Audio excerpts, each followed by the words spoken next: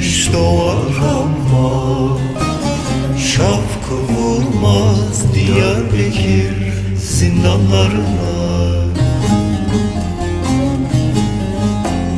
Benden selam edin Elbistan Urhak dağlarına. Sevdam dağlarda gezer kızıl güller içinde. Sevdamı zapt eder mi bağlasalar zincirle.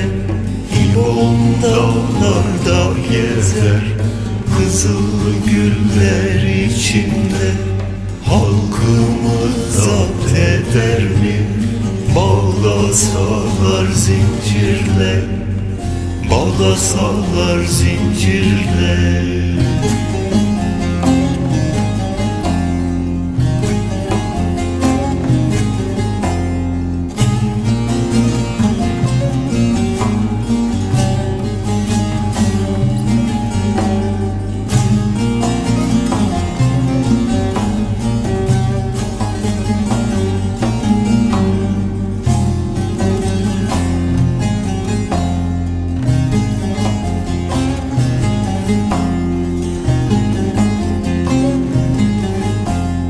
Ölüm gelsin gülüm bedenime, bu canıma neyler ki ölüm.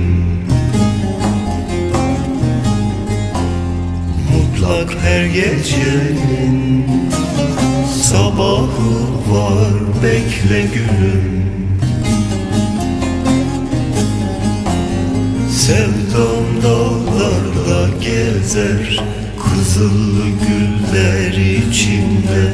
Sevdamı zapt eder mi bağlasalar zincirle.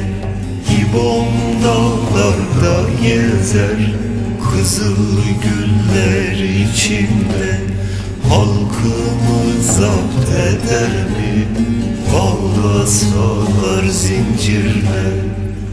Bağlasalar zincirle.